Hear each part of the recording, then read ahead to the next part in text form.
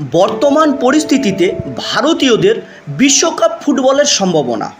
বর্তমান পরিস্থিতিতে ভারতের ফুটবল বিশ্বকাপের মূল পর্বের খেলার গাণিতিক সম্ভাবনা থাকলেও বাস্তব ক্ষেত্রে এটি অত্যন্ত কঠিন এবং দীর্ঘমেয়াদী কাজ।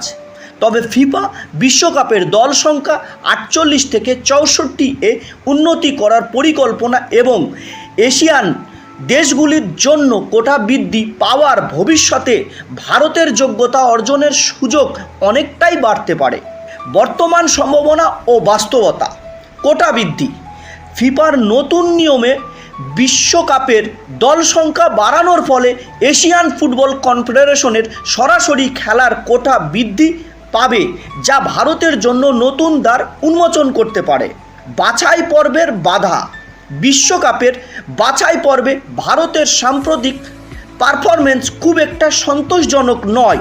তারা দ্বিতীয় বাছাই পর্ব থেকেই ছিটকে গেছে এবং বর্তমানে ফিফা র্যাঙ্কিংয়ে বেশ পিছিয়ে রয়েছে। দীর্ঘমেয়াদী রূপরেখা। বিশেষজ্ঞদের মতে কেবল সুযোগ বাড়লেই হবে না, এর জন্য তৃণমূল পর্যায়ের ফুটবল উন্নয়ন, বয়সভিত্তিক আন্ডার-17, আন্ডার-20 বিশ্বকাপে নিয়মিত খেলার যোগ্যতা অর্জন এবং ভারতীয় বংশোদ্ভূত ফুটবলারদের ব্যবহারের মতো দীর্ঘমেয়াদী পরিকল্পনা গ্রহণ করা জরুরি।